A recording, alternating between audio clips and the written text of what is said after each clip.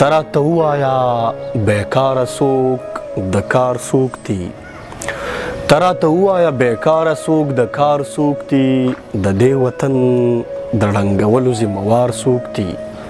الله اکبر الله اکبر دواړه طرف ته اورم، حیران په دې یم شهیدان څوک دي کفار څوک دي. دا فیصله به وخت ضرور وکړي، لږ صبر وکړئ، دا به معلومه شي چې دلته وفادار څوک دي. په دومره خلکو کې د دوی پیژندل سخته نه ده، په دومره خلکو کې د دوی پیژندل سخته نه ده، او خپله به پوه شئ چې د کلي او د ښار څوک دي.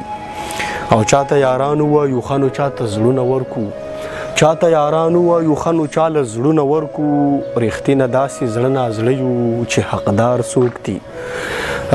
دغه شعرونه چې کومه حالات دي نن سبا په پښتنو، نو هغه مناسب سره ټولو ملګرو ته په دې هیله باندې ډالۍ چې ستاسو به خوښ شي. مخکې شیر کوئ سره د الله اکبر د تکبیره.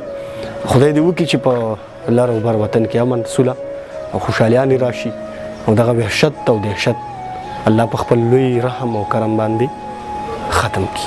ښاد آباد او بریالي اوسئ.